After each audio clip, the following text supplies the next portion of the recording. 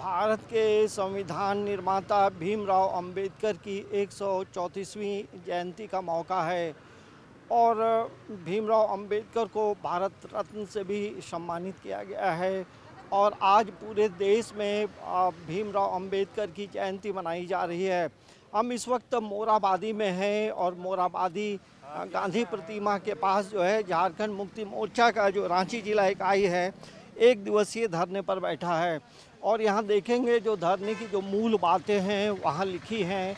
और ये केंद्र की भाजपा सरकार के संविधान विरोधी नीतियों के खिलाफ आज झारखंड मुक्ति मोर्चा का एक दिवसीय धरना है।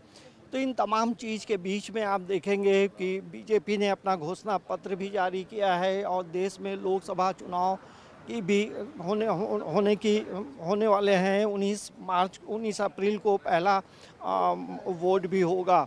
तो यहाँ देखेंगे तमाम जो पार्टी के जो बड़े नेता हैं, तमाम लोग हैं और सुप्रियो भट्टाचार्य भी हैं जो महासचिव हैं, जिला अध्यक्ष भी हैं।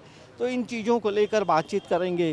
अब क्या वजह हो गया कि आज धरने पर बैठे? देखिए, केंद्र की भाजपा की लोकतंत्र हत्यारी सरकार पिछले 10 वर्षों से जिस तरह से लोकतंत्र के हत्या कर रही है, संविधान को तार तार करने का काम कर रही है और मौलिक अधिकार जो हिंदुस्तान के नागरिकों को संविधान ने दिए, बाबा भीमराव अंबेडकर साहब के संविधान ने दिए, आज उनकी 133वीं जयंती है।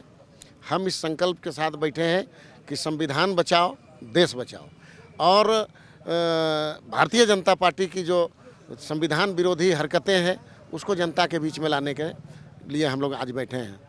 आप देख रहे होंगे कि किस तरीके से संवैधानिक संस्थान, चाहे वो ईडी हो, सीबीआई हो या जो भी संस्थान है, उसका किस तरह से ये लोग दुरुपयोग कर रहे हैं और चुनी हुई सरकार के मुखिया को पद मुक्त करके और जेल में डालने की साजिश कर रही है। ये अधिकार जो है वो संविधान में इन्हें किसने दिया और किस तरीके से दुरुपयोग इन्होंने किया इसका। दूसरा, चाहे वो अल्पसंख्यकों के अधिकार की बात हो, चाहे वो आदिवासियों के अधिकार की बात हो या हरिजन के अधिकार की बात हो, तो सबको ख़त्म करने की साजिश की जा रही है और इस साजिश को लगातार ये और ज़ोरदार तरीके से अब तो खुले तौर पर मंच से लोग बोलना भी शुरू कर दिए हैं, भारतीय जनता पार्टी के सांसद, कि 2024 में जब सरकार बनेगी फिर भारतीय जनता पार्टी की, तो संविधान को हम लोग पूरी तरह से बदल देंगे। तो ये सब क्या है?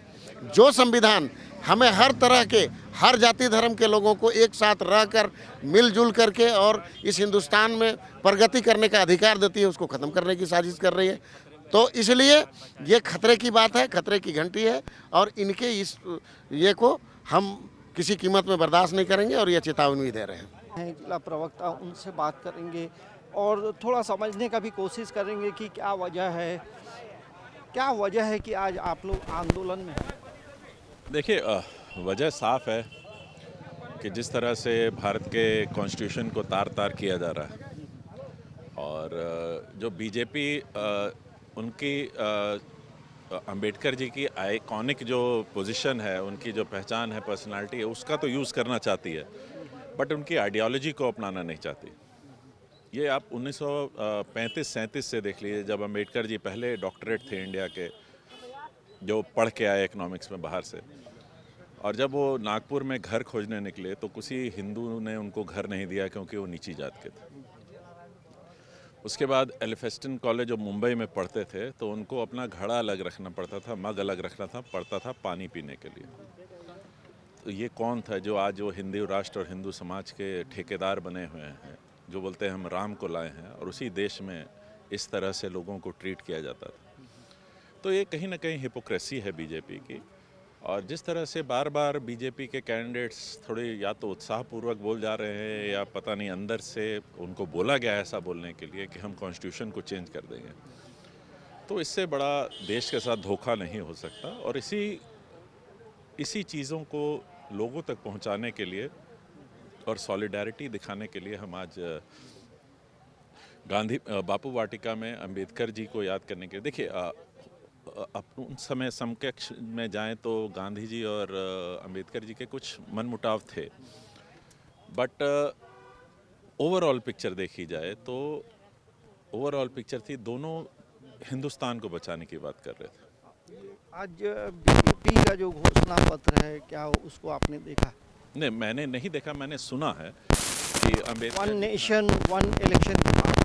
देखिए, अब वो तो कुछ भी कर सकते हैं। वन नेशन जब नेशन ही नहीं रहेगा, उनके फाइनेंस मिनिस्टर के पति ने कहा कि इसके बाद तो नेशन ही नहीं रहेगा, ना इलेक्शन होगा।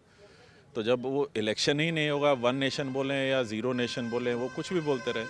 और सबसे बड़ी बात है कि जो इलेक्शन कमीशन आज जो हम तो ओपनली बोलते हैं कि नॉन पार्टीसन वे से काम नहीं कर रहा है, वो तो किसी के इशारों पे बात कर रहा है। और सबसे बड़ी बात है कि जिस इलेक्शन कमीशन को पूरे लोकसभा का इलेक्शन कराने के लिए 3 महीने 4 महीने का समय चाहिए, यही आप 2019 में जाइए, 2004 में जाइए, 20 दिन में हो जाता था।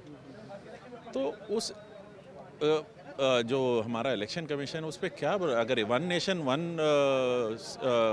वोटिंग का ये करें तो ये तो 1.5 साल 2 साल तक कराते रह जाएंगे, जिसका कोई मतलब नहीं रहता। तो बोलने के लिए तो, और बोलते भी है, बाद में फिर बोल देंगे कि ये तो जुमला है। तो ये जुमलों से जनता परेशान हो चुकी है और मन बना चुकी है। तो ये देखिए, केंद्र में बीजेपी के सरकार के खिलाफ जो है 1 दिवसीय धरने पर झारखंड मुक्ति मोर्चा के कार्यकर्ता, जिला के जो पदाधिकारी हैं, वो लोग बैठे थे और अपना एक विरोध जताया है। समाचार प्लस के लिए कैमरामैन सुरेंद्र प्रसाद के साथ अंजनी कुमार, रांची।